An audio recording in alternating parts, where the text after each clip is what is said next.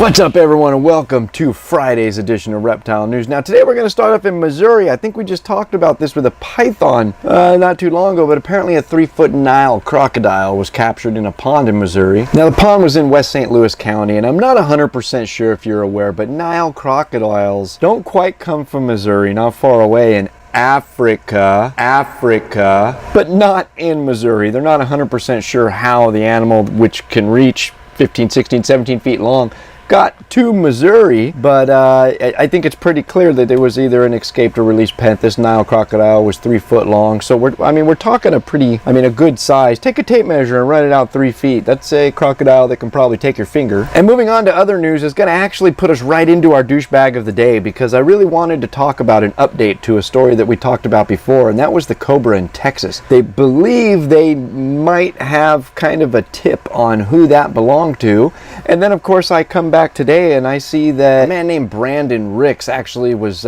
given 3 citations for illegally having a venomous snake within the city limits. Now, if you're unaware of this story, this cobra, this small monocle cobra, was found in an apartment building of sorts. It was eventually captured by police and put down. They say its aggression caused them to just put it down, and well, duh, it's a monocle cobra, but okay, I guess I have a really hard time blaming people for being scared of snakes. I'm not sure I would have gone the route to put it down, but at the same time, that doesn't stop our douchebag of the day, who is illegally keeping a snake and therefore further progressing legislation, possibly to remove the right of us to keep these snakes in the future or anything else. And now we're going to move on to Today in Awesome, down in Florida. Apparently a beach that had been kind of resurrected as a laying ground for turtles. A surprise was kind of found there, and that was a nest for American crocodiles. On July 26th, some scientists apparently tagged 13 of these crocodiles hatching from the nest. And while crocodiles are said to be a common sighting in the area, a nest is absolutely unheard of in the area. And I think that's just absolutely awesome, because even though in the last couple years we've been hearing more and more about American crocodiles, there's an isolated group of them by some like nuclear power plant or something down there that is living in their cooling ponds, which was kind of cool. And there was actually reports of an attack on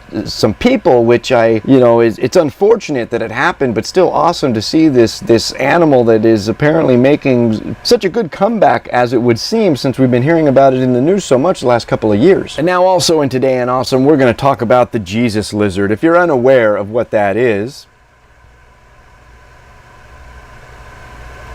you know what that is now, right? Apparently scientists have discovered one of the oldest known Jesus lizards, which is a fossil dating back 48 million years. This fossil was recovered in Wyoming, and they are saying that it is the oldest member of the group that they know of to date. And now we're going to move on to our BAMF of the day, which is 25-year-old Gordon Fraser. You see, apparently Gordon is a street sweeper in Edinburgh, and while working came across an anaconda. Now, if you're unaware, Edinburgh is in Scotland. Anacondas are not. Now, while they are calling this a large snake in the article, it doesn't look too large to me, but nonetheless, yellow anacondas do not belong on the streets of Edinburgh, and they found one, which goes right along with the last couple weeks of us talking about escaped or released pets. But usually we talk about this in a douchebag of the day fashion. Today we're talking about this in a BAMF of the day fashion, because you see, Gordon grabbed this snake and put it in the cardboard box, and it was eventually taken back to his workplace and turned over to the Scottish SPCA. And when he was actually questioned whether he wanted the snake, he was probably a little bit unprepared, but he was allowed to name it William after his boss. Now, 2 things I'd like to point out jump out at me right away. Number 1, you named a snake after your boss, meaning you could have just majorly screwed up. Or B, if your boss is awesome enough to have a yellow anaconda in Scotland named after him, I think I know where I'm sending my resume next. And that's where I'm going to end today's show. I hope you guys enjoy. If you'd like to read any more about these stories, that link's right down below here in the description. Subscribe if you haven't already, and we'll see you on Monday. Have a beautiful weekend.